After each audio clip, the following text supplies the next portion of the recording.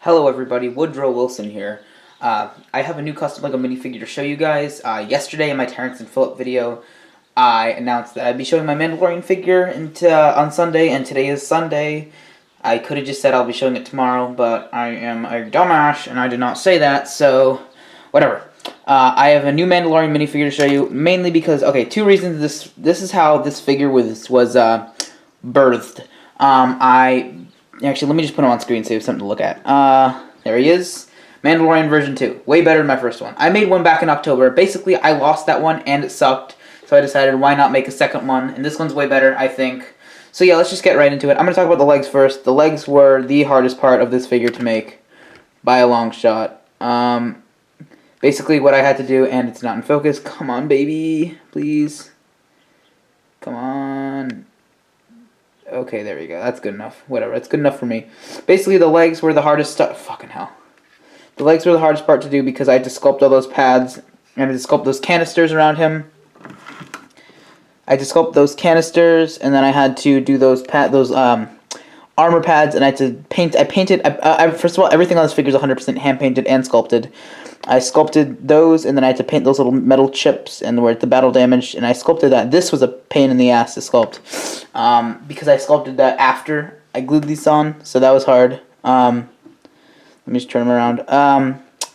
Those I sculpted. I put those on a piece of fabric and then sculpted those around. To get this out of the way, I didn't put it in his hand before the showcase because I was worried it would block things, but let me just put it in his hand right now. I made his pistol, so yeah. I'm just going to get this out of the way. I put it back in his hand, and then I'll take it right out because I'm stupid.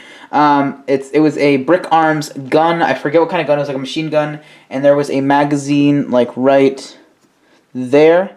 And I cut off the magazine, painted it gunmetal, did some minimal sculpting on top. Painted there's a little part here. I painted it copper, and this whole figure just came off. I painted it copper, and just gave it a black wash. Painted the muzzle silver. So yeah, that's the gun. That's his little pistol gun. The legs, that's pretty much all I did. And then I did these little, hang on, let me just go down this side. I did these little waist capes right there. I'll try and move his arm up so you can see them more. I did these little waist capes right there. Those are made out of E-tape, and then I just painted them up. So yeah. The gun on the back is really distracting, so I'm going to talk about it and then I'll take it off. The gun on the back, I modified a Brick Arms, oh god, I don't know what kind of gun it was. It was like a revolutionary rifle, and I sanded out this little end, painted it all in gunmetal, did some sculpting there, sculpted the scope, and then sculpted these two ends, and then sculpted the pointy thing on there. So that was a lot of sculpting, and I put some magnets, I put 2 magnets on there, and then there's magnets inside, like glued to his back, so I can just I magnetize the gun so it just. And as I'm explaining it, it doesn't do it. Okay, I magnetized the gun. I said, God damn it. So it will just. I'm gonna shoot myself. I swear to God. There we go. I magnetized it so it just stays there, in place. I put like 2-3 magnets on the back because these ones aren't the most powerful things on this planet. So I figured I'd rather be safe than sorry, and so I did it like that. So yeah, that is the Mandalorian's gun. Simple. I'm just going to leave it there. The back is just an E-tape, electrical tape cape.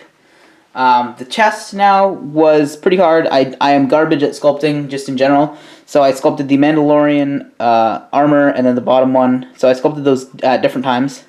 And then I sanded them down just so they'd be more even. I did fabric here for this little strap across his chest. And I did 3 little canisters, and I painted those and then glued them on. Did that one too, glued that one on.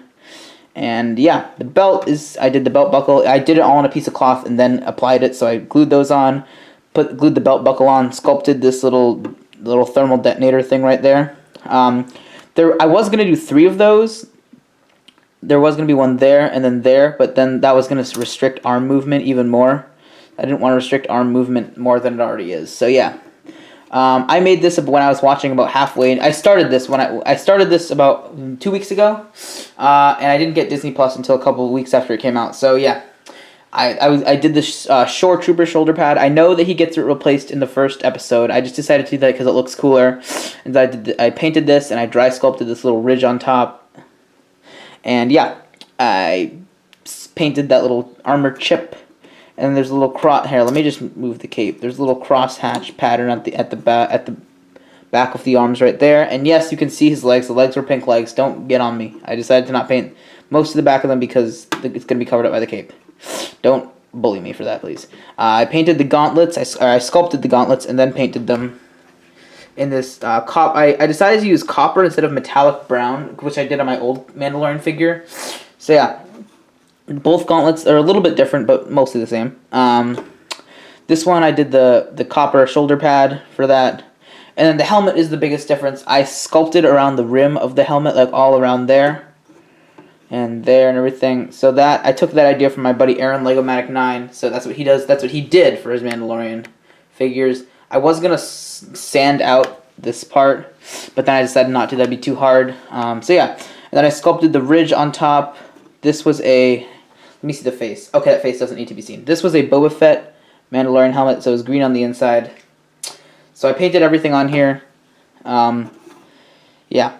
Everything on here is painted. The face does not need to be seen. I didn't make a Pedro Pascal face on this because I didn't know that he was going to show his face in the finale.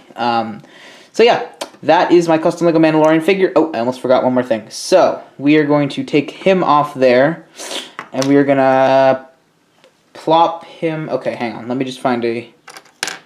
Whatever. You know what? I can't find one. So we're going to plop this guy on here. So I made a... Oh god, it's so small. It's so small. I made a Baby Yoda minifigure. Or a little...